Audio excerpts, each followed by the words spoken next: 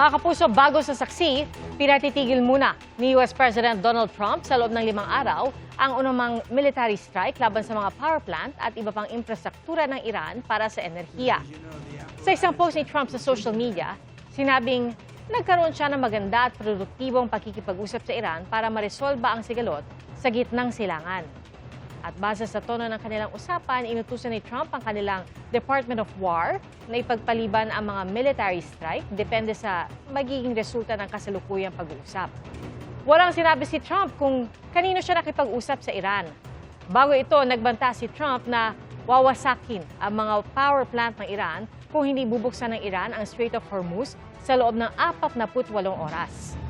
Bukas, alas 8 ng umaga, oras sa Pilipinas, ang naunang deadline ni Trump kung natuloy ang ultimatum.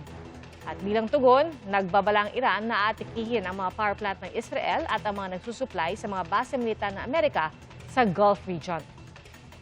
Kaugnay naman sa bagong pahayag ni Trump sa ulat ng Fars News Agency ng Iran, wala raw direktang komunikasyon ng Iran sa Amerika. Mga kapuso, maging una sa saksi. Mag-subscribe sa GMA Integrated News sa YouTube para sa iba't ibang balita.